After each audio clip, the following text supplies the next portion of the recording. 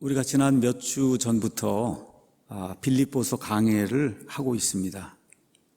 지난주에는 성도의 삶 속에서는 성도가 전혀 원치 않는 가운데 정말 이런 것은 내 삶에서 일어나면 좋지 않겠다 하는 그런 일들이 있는데 그런 일들이 일어나요. 근데 그런 일들이 내가 예상했던 것과는 정다른 방향에서 하나님의 일을 이루는 이와 같은 아이러니가 있다, 이렇게 이제 좀 말씀을 드렸습니다. 우리 사도 바울 같은 경우 지금 로마의 감옥에 이제 갇혀 있습니다. 한 번도 로마의 죄수가 돼서 감옥에 갇힌 상태로 지낸다는 거 생각을 해보지 않았는데, 하여튼 하나님의 섭리 가운데 결국 로마의 죄수가 돼서, 그래서 로마 감옥에 홀로 갇히는 이와 같은 비극적인 이와 같은 그 신세가 됐습니다. 그런데 하나님께서 이 일을 전화위복의 기회로 이제 삼으셔서 정말 사도 바울이 감옥에 갇히지 않았으면 전혀 만나지도 못하고 복음을 전달하지도 못한 이런 그 사람들, 그런 사람들에게 예수님의 복음이 선포가 되는 그러한 아이러니가 생긴다, 이렇게 이제 말씀을 드렸습니다. 그래서 심지어 그 당시 로마 제국의 황제 카이사르의 집안 사람들에게도 사도 바울이 옥에 갇힌 것을 통해 거기 있는 군사들을 통해서 또 고관들에게 하나님의 말씀이 전달이 돼서 정말 사도 바울이 기뻐하는 그런 내용을 우리가 이제 살펴봤습니다. 그래서 제가 이것을 하나님의 미스터리다, 이렇게 이야기를 했어요. 또 인생의 아이러니라 그랬습니다. 우리가 살다 보면 정말 여러 가지 원치 않는 그런 일들이 우리 가운데 생깁니다. 근데 로마서 8장 28절에 있는 것처럼 하나님을 사랑하는 자들, 곧 그분의 목적에 따라 부르심을 받은 자들에게는 모든 것은 100%예요. 100%. 고통당하고 핍박당하고 남들에게 조롱당하고 하는 이런 모든 것, 이런 것까지 다 포함해서 이 모든 것이 합력해서 우리에게 선을 가져준다는 이 말씀, 성도는 그걸 믿는 사람이다, 제가 그렇게 이제 말씀을 드렸습니다. 오늘 아침에는 사도 바울의 또 다른 아이러니를 여러분과 함께 나눠보도록 하겠습니다. 그래서 그리스도인의 위대한 아이러니라고 해서 이거는 지난주 거보다 더 아이러니가 커요. 그래서 그리스도인의 위대한 아이러니 하고 그 옆에 부제목으로 죽는 것이 사는 것보다 훨씬 더 낫다. 이게 오늘 제목이에요.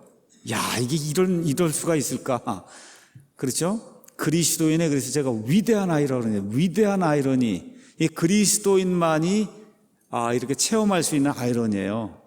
지금 바울의 표현에 따르면 죽는 것이 사는 것보다 훨씬 더 낫다고 하는 이 위대한 아이러니, 이 위대한 아이러니를 가지고 이 세상을 극복하며 살아가는 그 그리스도인의 삶이 얼마나 영광스러운 그런 삶인가, 여러분과 함께 빌립보서 1장 19절에서 30절에 나오는 말씀을 가지고 이 말씀을 대언하도록 그렇게 하겠습니다. 여기 빌립보서 1장 지난 주에 이제 살펴본 그 말씀을 가서 보니까 사도 바울이 이제 로마 감옥에 왔어요. 그랬더니 그 로마에 살던 예수님을 믿는 성도들 가운데 바울을 싫어하고 미워하는 그런 사람들이 생겼어요.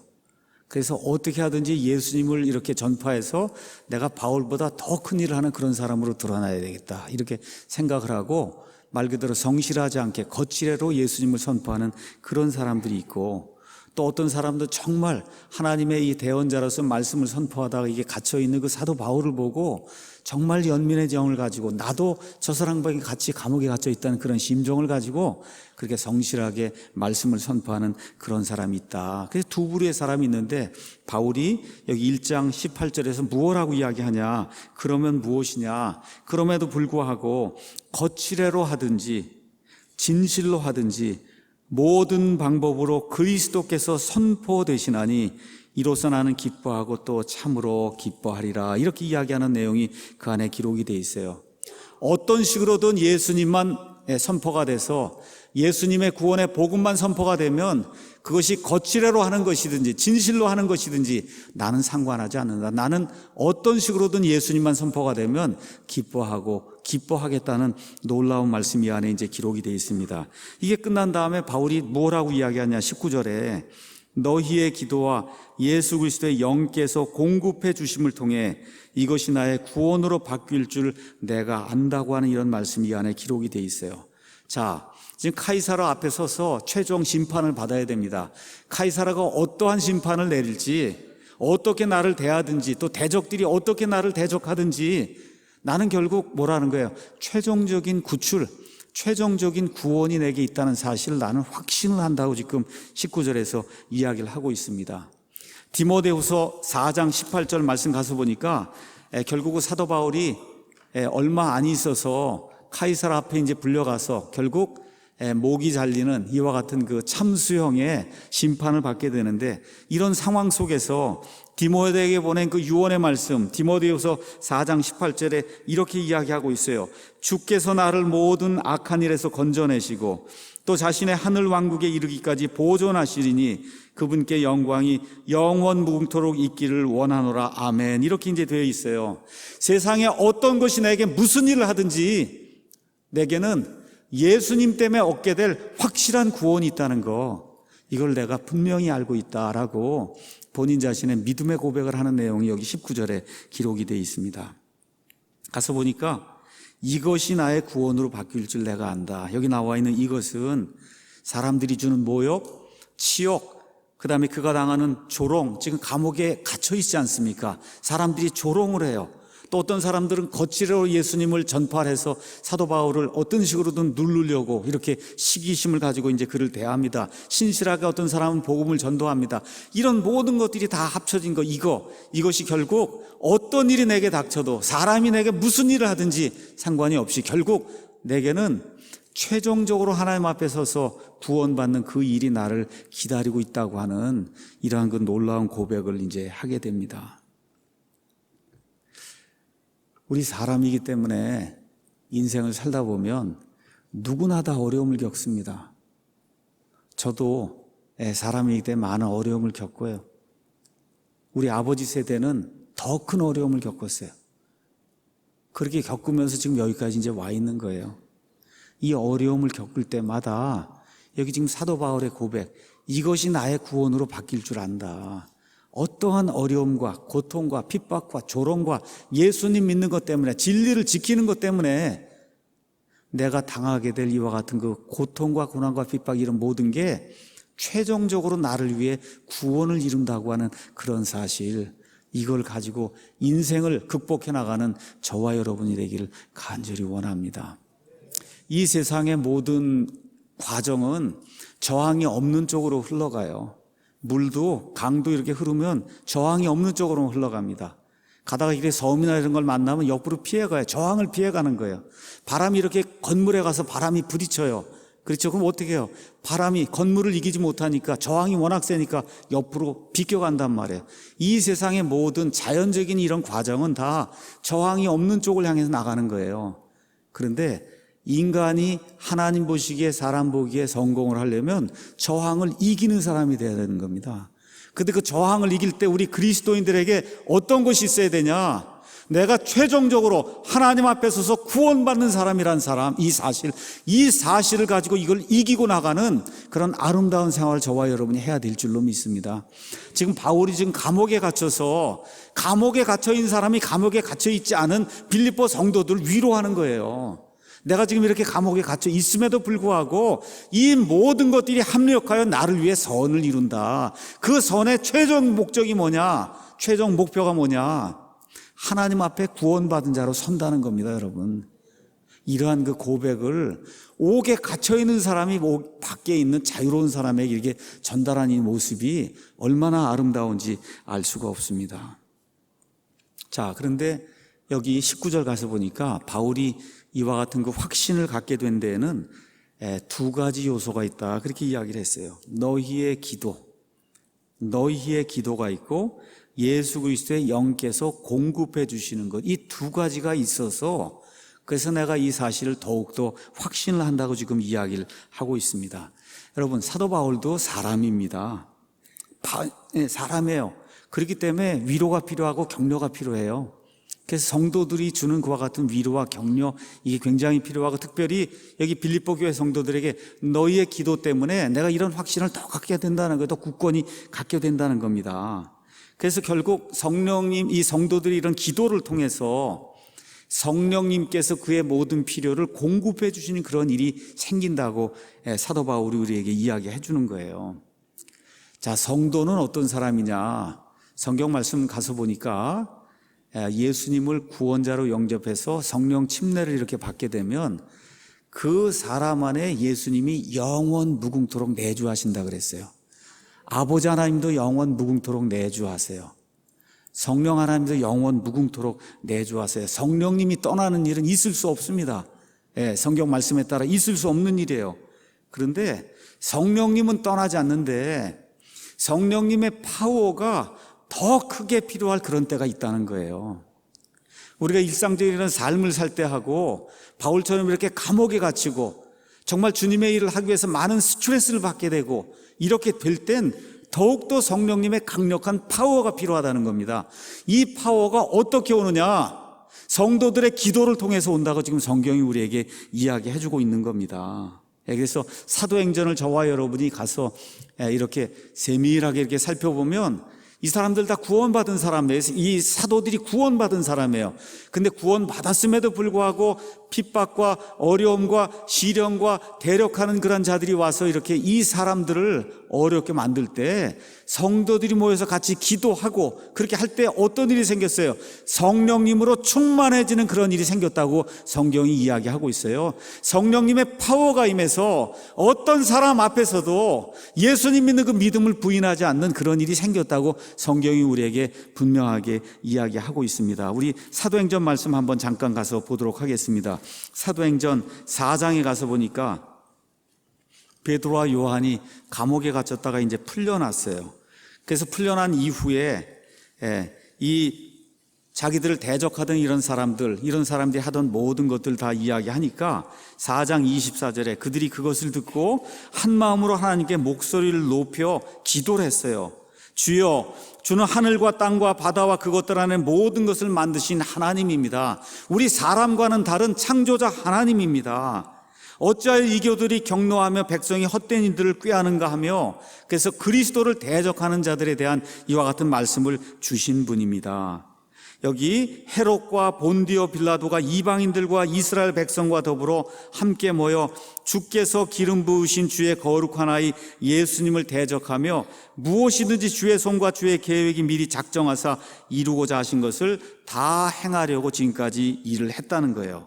여기 뭐라고 기록이 되어 있냐? 29절에 주여, 이제 그들의 위협을 보시고 또 주의 종들이 전적으로 담대히 주의 말씀을 말하게 하시며 주의 손을 내밀어 병을 낫게 하시고 또 표적들과 이적들이 주의 거룩한 아이 예수님의 이름으로 이루어지게 허락하옵소서 하고 간절히 힘을 합쳐서 한 마음으로 하나님께 기도하게 될 때 31절에 그들이 기도하기를 마침에 그들이 함께 모인 것이 흔들리더니 그들이 다 성령님으로 충만하여 담대히 하나님의 말씀을 말하니라 하고 한 이런 말씀이 안에 기록이 되어 있어요. 바울이 그 고독한 로마 감옥 속에서 그 안에서 이렇게 담대하게 하나님에 대한 확신을 가지고 최종적인 그런 구출을 이렇게 바라면서 하나님 앞에 정말 담대하게 살 수 있었던 이유는 저 밖에 있는 저 빌립보 교회 성도들이 그를 기억하고 밤낮으로 기도했기 때문이라고 성경이 우리에게 이야기해주고 있는 거예요. 다시 말씀드려 특별하게 기도가 필요할 때가 있습니다. 성도들의 기도를 통해서 그런 감옥에서의 어려움을 이길 수 있었어요. 아무도 도와주지 않는 그런 감옥, 거기서 그는 성도들이 밤낮으로 나를 위해 기도한다는 거, 이거를 기억하고 내게 어려움이 당하고 결국은 내가 죽을 거 이거 예상할 수도 있지만 그럼에도 불구하고 최종적인 구출, 이걸 내가 알고 있기에 그래서 더욱더 이 믿음을 확고히 한다라고 지금 빌립보 교회 성도들에게 아름다운 그런 글을 쓰고 있습니다. 제가 여러 차례 여러분에게 말씀드렸듯이 저는 기도를 많이 못하는 사람입니다. 기도보다는 이렇게 일을 많이 하는 사람이에요. 일. 그러니까 기도를 한 0.1% 하면 일을 99.9% 하는 사람이에요. 그래서 어느 정도로 일을 하냐? 저녁 11시쯤 이렇게 가서 이렇게 모든 일, 뭐 교정도 그렇고 모든 거 다 끝나고는 그렇게 그냥 침대에 누워서 주여 오늘 할 일 다 하고 잡니다.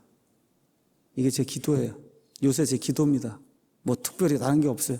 아침에 일어나서도 오늘 제대로 이 할 일 감당하고 살 수 있도록 도와주시기 바랍니다.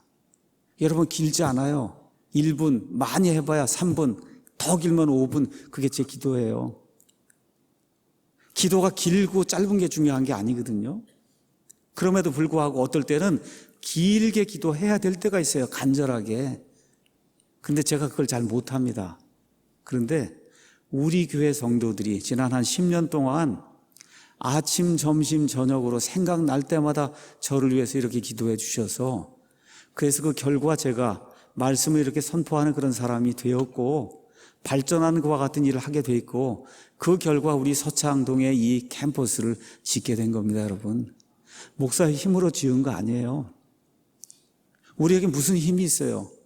여러분이 최선을 다해서 아침, 점심, 저녁 시간이 날 때마다 목사를 위해서 이 교회를 위해서 하나님의 성경을 위해서 올바른 가치를 위해서 여러분이 그렇게 기도해 주신 결과가 지금 여기 서창동에 있는 우리 사랑 침례교회입니다. 또한 우리 교회에서 우리가 큰 소리로 입을 벌려 이야기하지 않았지만 우리의 기도를 통해서 여러 사람이 병고침을 받는 그와 같은 일을 우리 눈으로 직접 목격을 했습니다. 그래서 필요할 때 반드시 기도할 줄 아는 그런 성도가 돼야 돼요. 엄청난 고통과 고난이 올 때 소리쳐서 외쳐야 됩니다. 차 속에서 저는 외쳐요. 주로 딴 사람 듣지 않는 그 공간에서.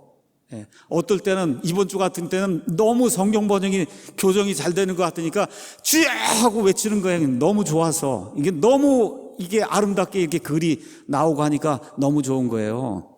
또 너무 어려울 때도 어떻게 주여 하고 외치는 거예요. 주여 도와주십시오. 그렇죠? 이와 같은 그 기도, 이 기도가 있어야 되는 겁니다. 그래서 우리가 어제 저녁에 한 150명이 모여서 주여 이 성도들 향해서 하나님의 말씀에 대적하는 그런 자들이 있사오니 하나님께서 이들의 위협을 내려다보시고 하나님께서 하나님의 말씀이 자유로운 행로를 가질 수 있도록 주께서 도와주시기를 간절히 원합니다. 이 사랑침례교회 이 역사를 통해서 하나님의 말씀으로 이 세상이 뒤집히는 그와 같은 일이 생길 수 있도록 우리가 간절히 어제 기도했습니다. 이와 같은 기도, 여기 사도행전의 그 표현에 따르면 하나님의 말씀으로 온 세상을 뒤집어 엎은 사람들이 왔다. 사람들이 그렇게 고백을 했어요.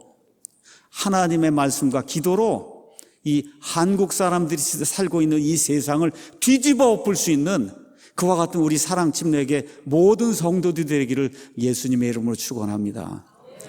특별히 이 사역자가 하나님의 일을 올바로 할 수 있도록 여기 빌립보 교회 성도들이 아침, 점심, 저녁 생각날 때마다 그 기도했던 것이 감옥 속에 홀로 갇혀있는 사도 바울에게 이렇게 큰 위로가 됐다는 사실을 기억을 하시고 여러분께서 이 목회하는 사람을 위해서 열심히 기도해 주시기를 부탁을 드립니다.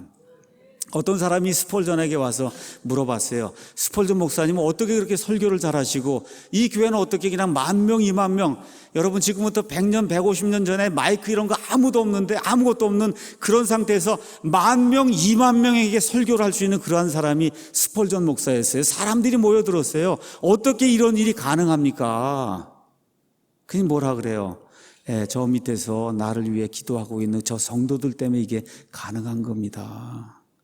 여러분, 이 교회가 흥왕하고 하나님의 일이 여러분 계속해서 발전해 나가길 여러분이 진정 원하시면 그러면 저를 위해서 하나님의 말씀을 위해서 이 교회를 위해서 생각날 때마다 열심히 기도해 주시기 바랍니다. 바울의 유일한 소망이 그 다음에 이렇게 표현이 되고 있습니다.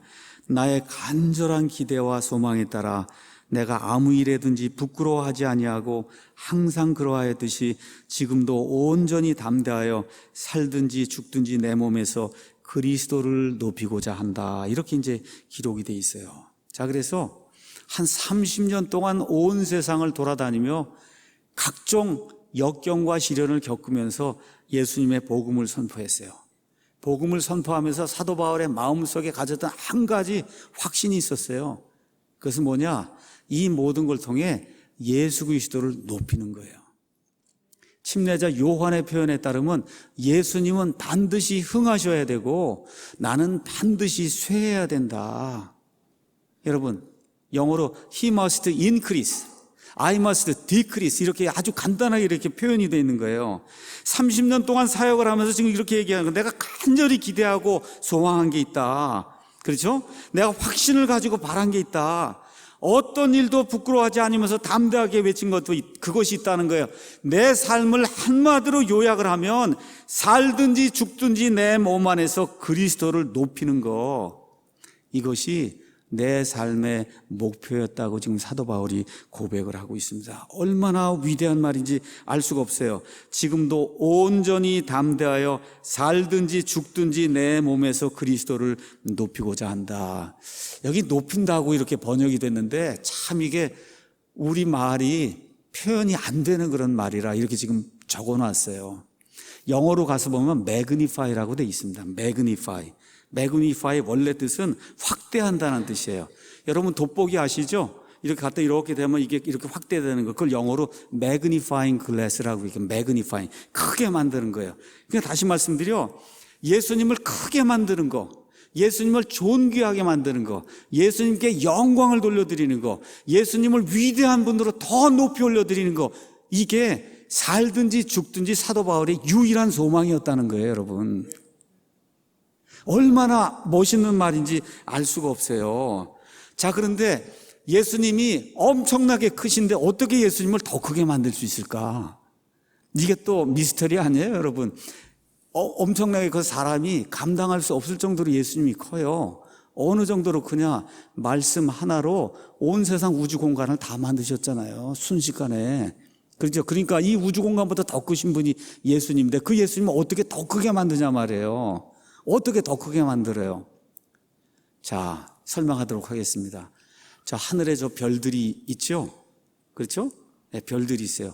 근데 별들이 잘 보입니까? 맨눈으로? 잘 안 보이죠? 안 보이니까 여러분 뭘 사용해서 별을 관측해요?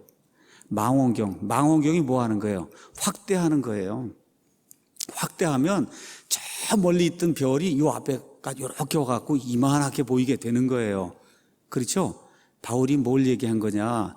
내가 사는 모든 삶을 통해서 사람들이 나를 볼 때 내가 망원경 역할을 했다는 거예요. 망원경. 나를 통해 예수님을 저기 있는 분을 보게 되면 저 예수님이 가깝게 이렇게 쑥 이렇게 다가오는 거예요. 나를 통해서. 예수님이 이렇게 크게 보이는 그런 일을 하고 살았다는 거예요, 여러분. 여러분 이해하시겠어요? 그게 예수님을 높이고자 했다는 겁니다. 나를 통해서 사람들이 나를 이렇게 보기만 하면 예수님이 이렇게 크게 보이는 거예요. 예수님이 커지는 게 아니고 크게 보이는 거야, 나를 통해서. 그 일을 하는 게 내 평생 소원이었다. 여러분, 이거 얼마나 멋있는 말입니까? 맞습니까, 여러분? 이런 삶을 사시는 저와 여러분이 되기를 예수님의 이름으로 다시 한번 축원합니다. 다시 말씀드려, 바울이 무엇라고 이야기하냐? 내 몸은 예수님의 그 영광이 연출이 되는 연극장이라는 겁니다. 여러분, 연극장 안에 가서 보면 배우들이 많이 나와서 이것저것 하면서 무언가를 놓고 이렇게 이제 하지 않습니까? 그렇죠? 내 몸이, 지금 가서 보니까 살든지 죽든지 내 몸 안에서 그리스도를 높인다고 하는 게 뭐냐? 내 몸이 연극장이라는 거예요. 이 연극장에 들어와 사람이 저 앞에 관객이 앉아 있는데 이 연극장 안에 들어와서 이렇게 보면은 그냥 예수님의 영광이 되는 거, 예수님의 기쁨이 되는 거, 예수님의 위대하심을 보여주는 거, 이런 게 그 사도 바울의 몸을 통해서 드러났다는 거예요. 이런 삶을 사는 게 나의 간절한 기대요, 나의 간절한 소망이고 내가 지금까지 가 있던 유일한 목표였다. 사도 바울이 그렇게 이야기하고 있는 거예요. 우리가 해야 될 일이 뭐냐? 우리 교회가 해야 될 일이 뭐냐? 다른 거 없습니다, 여러분. 먹고 사는 거 물론 해야 돼요. 열심히 일해야 됩니다. 그 일하는 거의 최종 목표가 뭐냐? 예수님을 높이는 거예요, 여러분. 예수님을 높이는 거예요. 예수님의 말씀을 높이는 거예요. 창조자 하나님을 높이는 겁니다. 사람은 다 거짓말쟁이라고 외치는 거예요. 하나님만 진실하다고 외쳐서 하나님이 영광받도록 만드는 거, 이것이 우리 그리스도인의 유일한 소망이요 확신이 돼야 된다. 지금 사도 바울이 그렇게 우리에게 가르쳐주고 있는 겁니다. 우리가 지금 미디어 사역을 열심히 하고 있어요. 계속해서 콘텐츠를 만들고 있어요. 지금 스튜디오를 만들고 있습니다. 계속해서 앞으로 하루에 1개, 2개, 3개 계속해서 하나님을 기쁘게 하는 그런 일들을 만들어낼 거예요. 그 일 하는 거에 최종 목표가 뭐예요? 예수님이 존귀하게 되는 거예요. 예수님의 말씀이 존귀하게 되는 겁니다. 나는 사라지고 예수님이 존귀하게 되는 것이 저의 목표고 여러분의 목표고 우리 사랑 침례교회 모든 성도들의 목표가 되기를 예수님의 이름으로 축원합니다. 현 시대 설교자 가운데 예수님을 높이는 것이 나의 가장 큰 목표입니다 하고 사는 그와 같은 설교자가 한 사람 있어요. 제가 가장 좋아하는 설교자 중에 한 사람, 존 파이퍼가 자기 일생에 가장 중요한 그런 그 성경 구절, 이걸 다 지금 여기 나와 있는 이 빌립보서 1장 20절 말씀을 이렇게 기록을 해놨어요. 온전히 담대하여 살든지 죽든지 내 몸 안에서 그리스도를 높인다. 이렇게 이제 이야기해요. 그래서 이 사람이 지금 이야기하는 게 이 크리스찬 히도니즘 이런 거 이야기해서 그리스도인의 희락주의라고 하는 이런 거를 30-40년 동안 계속 외치는 거예요. 파이퍼 목사님 그 설교하는 걸 보면 그냥 기쁨이 이렇게 흘러 넘칩니다. 자, 그래서 이게 뭐냐? 하나님의 기쁨이 되는 삶, 이걸 우리가 이제 살아야 되는데, 잘 들으세요, 여러분. 하나님을 위해서 뭔가를 하려고 이렇게 생각하지 마시고, 하나님 때문에 내가 너무 기쁩니다. 하나님 한 분만으로 제가 만족합니다 하면 그게 하나님의 기쁨이 된다는 거예요, 여러분. 여러분, 뭔가 나 큰일 자꾸 이렇게 하려고 하는 거, 이게 많은 경우 사람의 야망이 될 수 있어요. 하나님 때문에 너무 기쁩니다. 하나님 한 분만으로 만족합니다. 이게 하나님을 가장 기쁘게 하는 거라는 거예요. 우리가 부모가 돼서 우리 아이들이 뭐 사오고 이러는 거, 여러분, 이것도 기쁨이 될 수 있죠. 그렇죠. 그런데 아빠, 엄마가 제일 좋아야 하는 게 제일 좋은 말 아닙니까, 여러분? 그죠? 이 세상에서 아빠, 엄마가 제일 좋다고 하는데 그거보다 더 좋은 게 어디 있어요? 아빠, 엄마 입장에서. 우리 하나님도 그걸 원한다는 거예요. 아버지 하나님이 제일 좋습니다. 아버지 한 분만 있으면 그냥 대만족입니다. 전 딴 거 필요 없습니다. 이렇게 될 때 자발적으로 예수님을 높이는 그런 일이 우리 삶 속에서 생겨날 수 있다. 성경이 지금 그렇게 이야기하고 있는 거예요.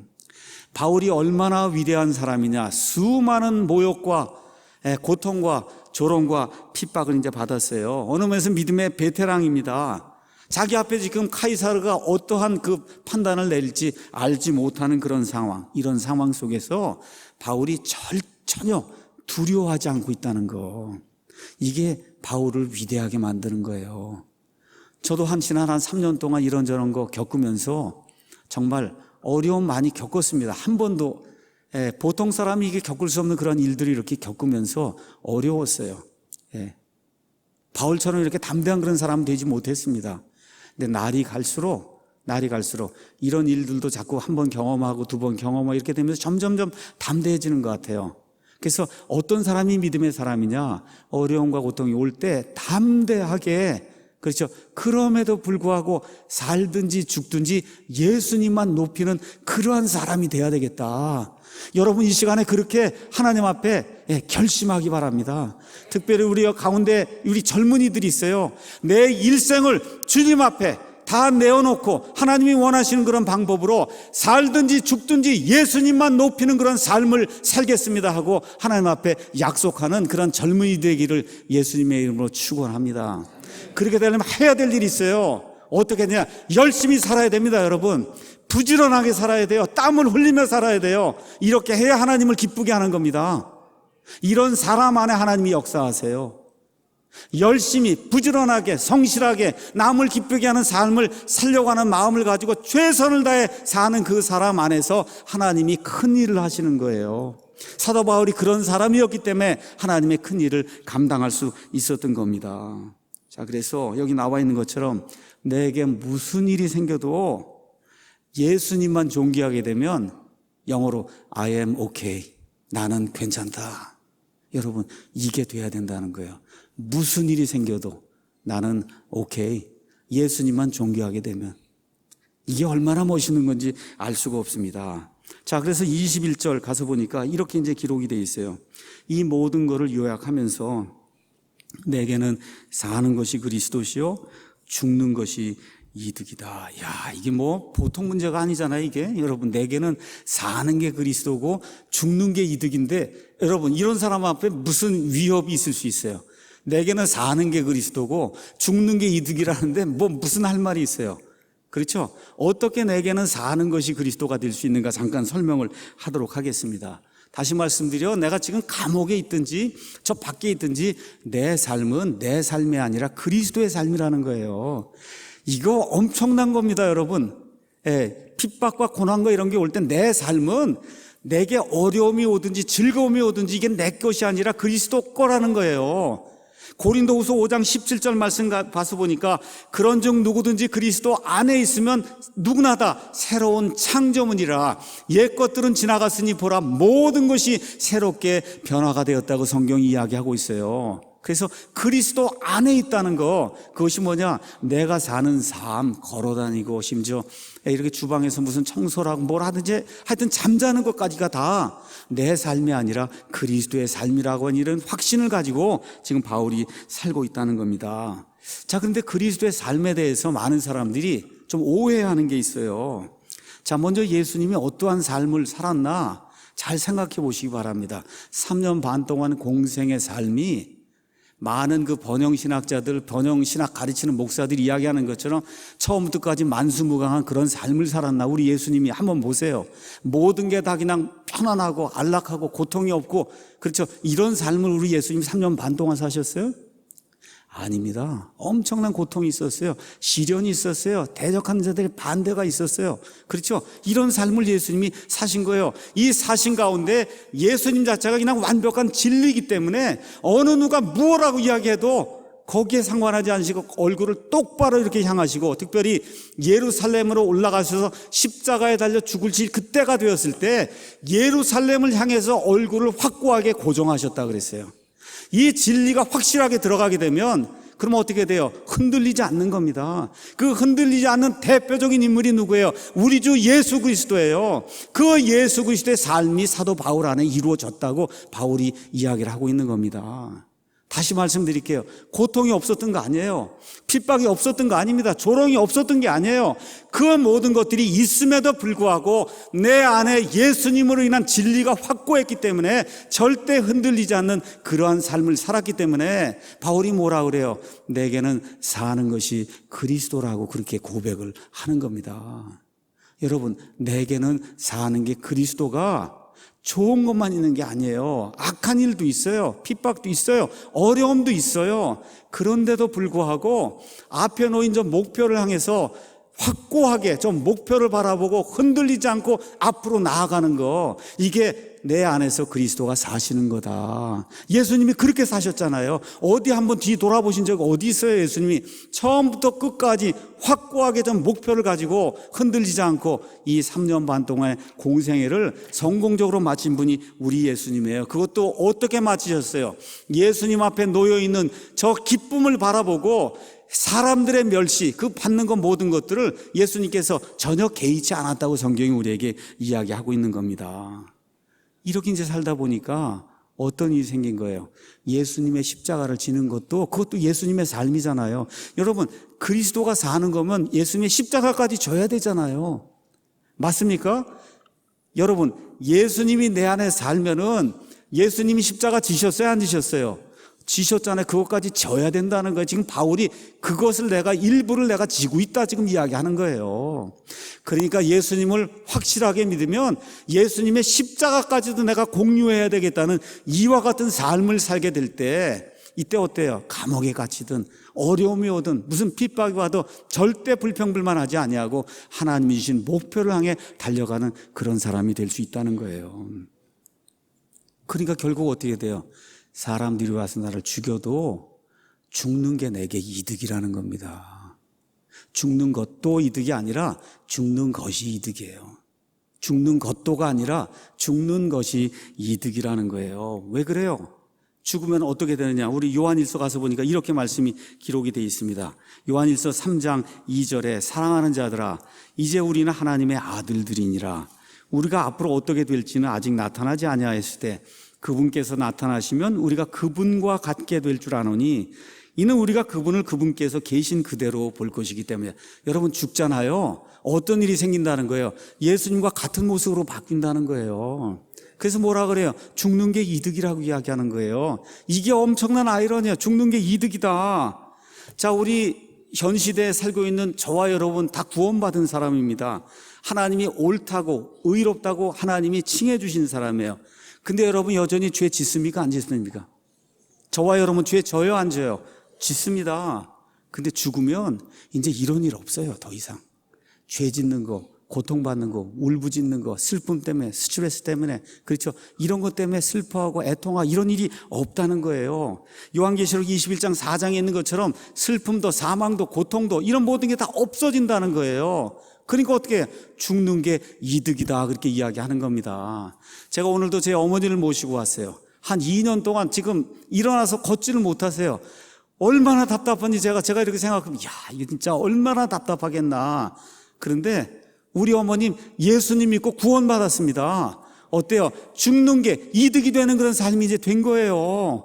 예. 이 사람의 힘으로 봐서는 너무 답답하지만 지금 바울 같은 경우도 감옥에 가서 얼마나 답답하겠어요. 그럼에도 불구하고 죽는 것이 이득이라고 그렇게 하나님 앞에 고백할 수 있는 그와 같은 확신의 사람이 된 겁니다. 여러분, 모든 일은 끝이 좋아야 그래야 좋은 거예요. 그래서 우리가 뭐라 그래요? 유종의 미를 좀 거둬야 된다. 그렇게 늘 그렇게 이야기해요. 여러분, 인생도 마찬가지 아니에요? 그래서 인생의 맨 끝이 뭡니까? 죽는 거잖아요. 죽는 게 이득이 돼야 된다는 거예요, 여러분. 여러분, 죽을 때 유종의 미를 거두셔야 돼요. 죽는 게 이득이 되는 그런 삶을 살아야 돼요. 그 일은 오직 예수 그리스도 안에 있을 때만 가능한 겁니다, 여러분. 예수님 안에 있을 때만 가능한 거예요. 내 육신이 어떻게 되어 있든지 어떤 상태에 놓여 있든지 예수 그리스도 안에만 들어있으면 죽는 것이 이득이 된다고 성경이 우리에게 이야기하고 있는 겁니다. 얼마나 굉장해요. 자, 어떤 사람이 내게는 사는 게 그저 잘 먹고 돈 많이 저축하고 골프하고 여행하고 TV 보고 홈쇼핑하고 또 남자들 같으면 음행하고 마음대로 사는 게 내게 사는 모든 것이다. 이렇게 살면 죽는 게 큰 불행이 됩니다. 죽는 게 지옥 불 속으로 떨어지는 거예요. 죽는 게 불행이 되는 거예요. 조지 버나드 쇼라고 하는 사람이 있어요. 1856년에서 1950년까지 95세를 살아요. 장수했어요. 또 좌파 이런 문학가인데 이런 좌파 이런 단체를 만들고 이렇게 해서 노벨 문학상까지 받았어요. 사람들 눈에 보기에는 참 훌륭한 그런 삶을 살았다. 이렇게 이제 이야기할 수 있는 그런 사람이에요. 묘비에 이 사람이 죽을 때 이렇게 적어놨어요. 내 우물쭈물 하다가 이럴 줄 알았지. 이게 조지 버나드 쇼의 그 묘비에 적혀 있는 거예요. 내 우물쭈물 하다가 이럴 줄 알았지. 여러분, 이렇게 되면 얼마나 불행한 거예요. 죽는 게 이득이 돼야 되는데 우물쭈물 이렇게 하다 보니까 이렇게 죽어서 지금 지옥불 속에 들어갔다. 지금 그렇게 고백을 하는 겁니다, 여러분. 사람 보기에는 이렇게 훌륭하다고 이렇게 보이고 노벨 문학상까지 타고 이렇게 했지만 우물쭈물 하다 이렇게 살다 보니까 이 모양이 돼서 지금 묘 속에 지금 들어가 있다. 지금 이런 고백을 하면 되겠어요? 영국의 유명한 엘리자베스 여왕이 있어요. 온갖 부귀영화를 다 누렸어요. 죽는 순간에 그 앞에 있는 그 사람을 향해 이렇게 이야기했어요. 아이고 맙소사. 영어로는 오 마이 갓 그랬어요. 영어로 오 마이 갓. 아이고 맙소사. 끝났네. 끝이 났어. 그게 온 세상을 지배하던 엘리자베스 여왕이 죽으면서 한 말이에요. 오 마이 갓. 그래서 끝이 났어. 끝났다고. 그리고 어떻게 됐어요? 믿지 않고 지옥불 속으로 가는 이와 같은 절규의 음성을 내면 안 되지 않습니까? 그래서 우리가 지금 살아있는 동안에 죽을 때 나는 뭐라고 이야기하고 죽을 것인가를 한번 생각을 해보셔야 돼요. 죽을 때 그 죽는 그 자리에서 죽는 게 내게 이득이다. 여러분, 그렇게 고백하셔야 됩니다. 왜 그래요? 예수님과 같이 이제 변하게 되니까. 지금 내가 암덩어리로 고생을 하든 뭐 뇌졸중으로 누워 고생을 하든 하여튼 뭐로 고생을 하든 지금 몸이 움직이지 않은 그 상태에서 다 죽는 거 아니에요, 여러분? 그렇죠? 그 상태에서 죽을 때 심지어 말은 못하더라도 그 생각 속에 죽는 게 내게도 이득이라고 하나님 앞에 고백하고 예수님을 존귀하게 만드는 그러한 사람이 돼야 그게 참 그리스도인입니다. 지금 바울이 그렇게 고백하고 있는 거예요. 사도 바울의 성도를 사랑하는 모습이 22절에서 24절에 이제 기록이 되어 있습니다. 자, 죽는 게 이득이라고 그렇게 얘기를 했는데 바울에게 고민이 생긴 거예요. 자, 이렇게 죽는 거는 영화롭게 그리스도를 높이는 거고, 또 그 다음에 이제 가서 보니까 22절에 그러나 내가 육체 안에 산다면 이것이 내 수고의 열매다. 이 안에 살아서 그냥 남아있으면 사는 거는 영화롭게 이제 열매를 맺는 거예요. 그렇죠? 근데 바울이 뭐라고 얘기하느냐? 그럼에도 내가 무엇을 택할지 알지 못한다. 영화롭게 죽어서 영화롭게 예수님을 이렇게 만나고 예수님처럼 변하는 거, 이거 하고 남아서 어떻게 많은 수고의 열매를 거두는 거, 이 두 개 중에 어떤 거를 택해야 될지 내가 알 수가 없다. 그리스도의 위대한 아이러니가 23절에 나옵니다. 떠나서 그리스도와 함께 있기를 바라며 내가 둘 사이에 껴있는데 그것이 훨씬 더 좋다. 그렇게 지금 이야기하는 거예요. 여기 가서 보니까 떠나서 그리스도와 함께 있는 겁니다. 여러분, 몸을 떠나는 거예요. 죽는 거는 우리의 영과 혼이 이 몸을 두고 떠나는 거예요. 떠나는 게 뭐냐? 여행을 가는 거예요. 여러분, 이렇게 플랜을 해갖고 여행을 가면 얼마나 좋아요. 생각을 하고 저 부산에 KTX를 타고 내려가서 저 해운대 앞바다를 이렇게 걸어야 되겠다. 그 가는 동안 얼마나 기분이 좋아요. 그리고 또 해운대 가는 거예요. 그게 천국에 가는 거예요. 이 몸이 떠나는 게 그런 거란 말이에요. 지금 우리가 경험을 안 해봐서 모릅니다. 몰라요. 근데 성경이 뭐라 그러냐? 그냥 떠나는 거라는 거야. 여행 떠나는 거라는 거야. 여행을 떠나는 거다. 떠나면 곧바로 어디로 가냐? 뭐 중간 대피소 이런 거 거치는 게 아닙니다. 떠나면 누구와 함께 있는 거예요? 곧바로 떠나는 순간에 누구와 함께 있어요? 그리스도와 함께 있는 겁니다, 여러분. 떠나는 순간에 그리스도와 함께 있는 거예요. 어디 중간 대피소 가는 거 아닙니다. 떠나는 순간에 그리스도와 함께 있는 이것이 훨씬 더 좋다는 거예요, 여러분. 훨씬 더 좋다. 죽는 게 훨씬 더 좋다고 하는 그리스도인의 이 아이러니를, 위대한 아이러니를 사도 바울이 다시 한번 이렇게 표현해주고 있는 거예요. 그냥 좋은 게 아니에요. 훨씬 더 좋다는 거예요. 그냥 좋은 게 아닙니다, 여러분. 떠나서 그리스도와 함께 있는 게 훨씬 더 좋다는 거예요. 믿습니까, 여러분? 이 소망이 있어야 그리스도인입니다. 떠나서 주님과 함께 있는 것이 훨씬 더 좋다. 믿습니까? 그걸 어떻게 알았냐? 고린도전서 2장에 가서 보니까 하나님께서 하나님을 사랑하는 자들을 위해서 예배해 놓은 거는 눈이 보지 못했고 귀 속에 들어오지도 못했다. 이렇게 돼 있어요. 바울이 그렇게 고백을 했어요. 이사야서 말씀을 가지고 인용을 했어요. 그러니까 바울도 어느 면에서 보지 못했어요. 근데 바울이 딱 한 번 인생에서 그걸 봤어요. 여러분 아시죠? 고린도서 12장 가서 보니까 돌에 맞아갖고 사람들이 죽은 걸로 갖다 이제 밖에다 버렸는데 어때요? 셋째 하늘로 채어 올라가는 그런 경험을 했는데 그 셋째 하늘에서 본 게 너무너무 기가 막혀서 그거를 발설을 하면 그게 불법이 될 정도의 그런 일을 내가 감당을 했는데 얼마나 겸손하게 얘기해요. 그런 사람을 내가 아는데 그게 내가 몸 안에 있었는지 몸 밖에 있었는지 나는 알지 못한다. 이 정도로 자기 자신을 낮추면서 한 번 사도 바울이 본 게 있어요. 하나님의 영광과 예수 그리스도의 영광과 천국의 아름다움을 직접 사도 바울이 봤습니다, 여러분. 그래서 뭐라 그래요? 떠나서 그리스도와 함께 있는 게 훨씬 더 좋다. 아멘. 훨씬 더 좋다 이야기하는 거예요. 이 말씀 그대로 믿는 저와 여러분이 되기를 예수님의 이름으로 축원합니다. 그래서 그리스도인의 위대한 아이러니, 죽는 게 훨씬 더 좋다. 그런데 성도들을 생각하니까 어떻게 너희를 생각해서는 내가 이 땅에 남아서 너에게 한마디라도 더 말씀을 전하는 것이 너에게 더 유익이 된다 하면서 이방인들 이방과 같은 그 사도로서의 역할을 끝까지 감당하는 아름다운 모습이 이 안에 이제 기록이 되어 있습니다. 자, 그래서 25절 가서 보니까 이같이 확신함으로 너희의 믿음의 진보와 기쁨을 위하여 내가 너희 모두와 함께 거하며 머무를 것을 안다. 떠나서 함께 있는 게 훨씬 더 좋지만 너희의 믿음의 진보, 너희 믿음이 점점 자라나는 거, 너희의 기쁨이 점점 자라나는 거, 이걸 생각하면 내가 여기 남아서 한 글자라도 더 이렇게 쓰고 한 말이라도 더 해서 너희를 세우는 것이 더 필요할 줄로 알기 때문에 지금 여기 그대로 남아있다. 지금 그렇게 고백을 하고 있는 겁니다.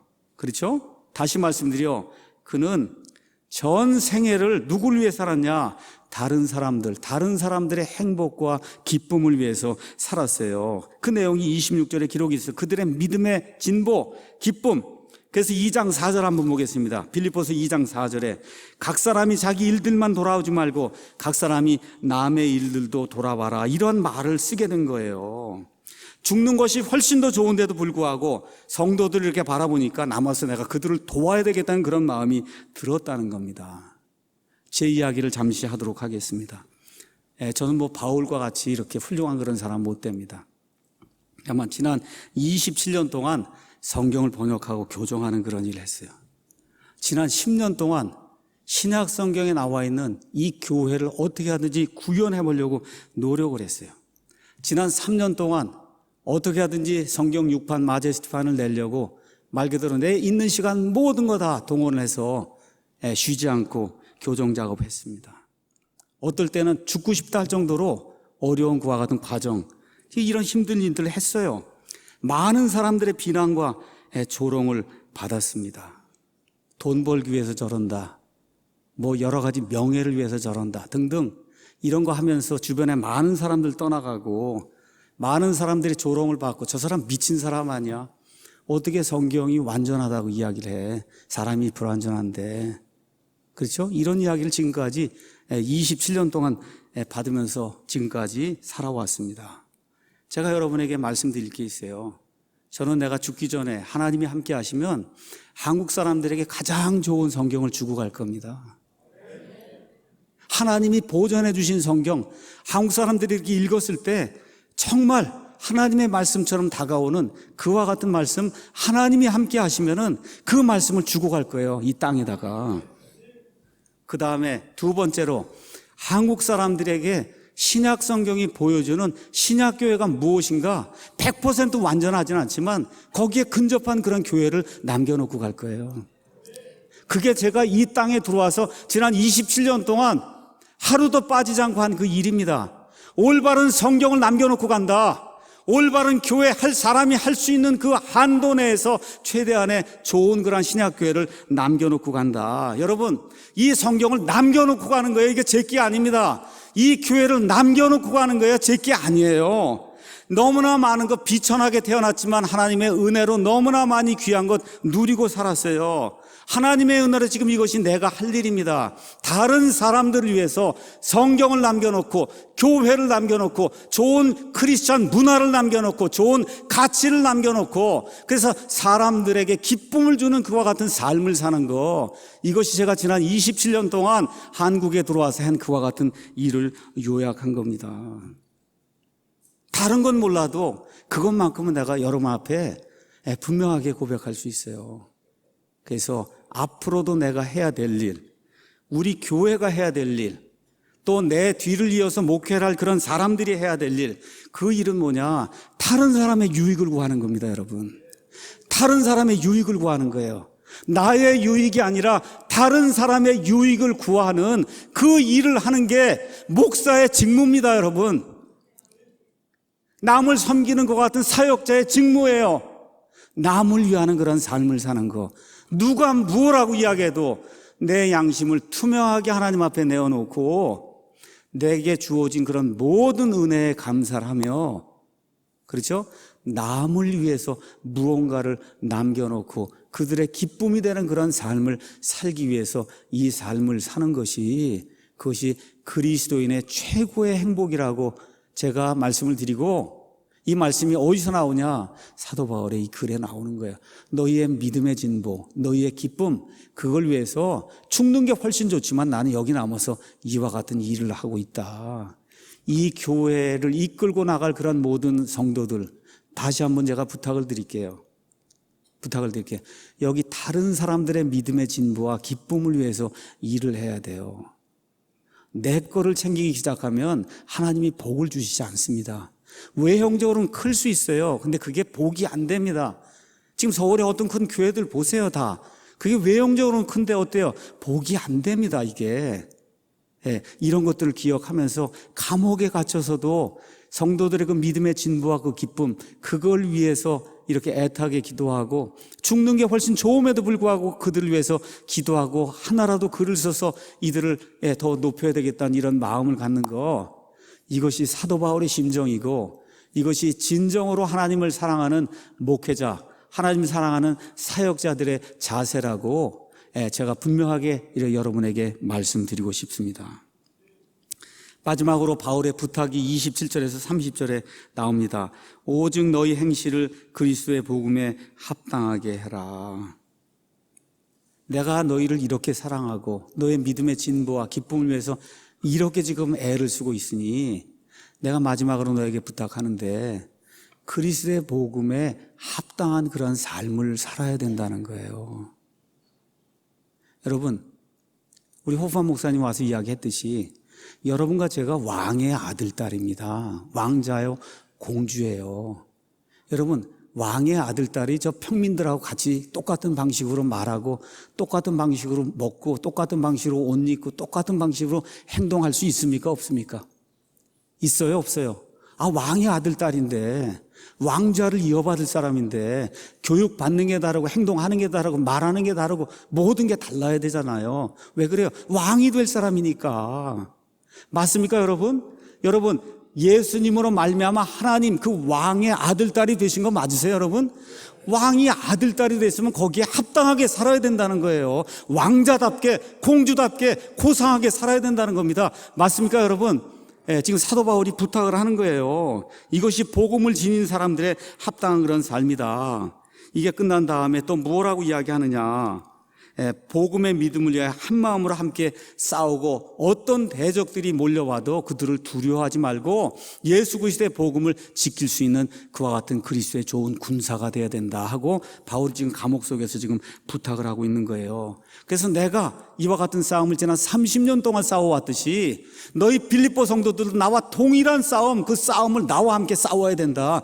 저와 여러분이 같이 싸워야 되는 거예요. 이 성경의 가치를 지키기 위해서 마귀를 대적하는 그런 싸움을 싸워야 되는 겁니다, 여러분. 신약교회를 올바로 세우기 위해서 이걸 반대하는 자들과 싸움을 싸워야 되는 거예요. 성경이 가르쳐주는 가치를 지키기 위해 싸움을 싸워야 되는 겁니다. 자유민주주의 시장경제 이 체제가 하나님의 올바른 체제이기 때문에 이거를 지키기 위해서 고군분투하며 기도로 싸워야 되는 겁니다, 여러분. 싸워야 되는 거예요. 싸워야 이걸 지킬 수 있는 겁니다. 우리의 가치를 지킬 수 있는 거예요. 지금 바울이 지금 옥에 갇혀서 할 수가 없으니까 빌립보 교회 성도들에게 이 가치를 지킬 줄 아는 그런 사람이 돼야 된다. 복음에 합당하게 살고, 그렇죠? 이 가치를 지키기 위해서 싸울 수 있는 그와 같은 군사가 돼야 된다. 지금 바울이 이야기하고 있는 거예요. 결론의 말씀드리겠습니다. 고난당한 자를 위해서 기도하는 우리가 돼야 됩니다. 특별히 목회자를 위해서, 목회자의 가정을 위해서 기도하는 우리 모두가 돼야 됩니다. 두 번째, 내게는 사는 것이 그리스도다. 고통과 핍박이 와도 그게 그리스도의 삶입니다, 여러분. 십자가를 지는 게 그리스도의 삶이에요. 십자가 다음에 부활이 있는 거예요. 십자가 다음에 왕관이 있는 거예요. 이걸 꼭 기억을 하시고, 죽는 게 사는 것보다 훨씬 더 낫다. 왜 그래요? 이 세상의 모든 거 이거 나를 얽어매는 이거 모든 거 이거 두고 그리스도처럼 몸이 바뀌는 거예요. 시공간을 초월하는 그런 몸을 갖는 그런 사람이 되는 거예요.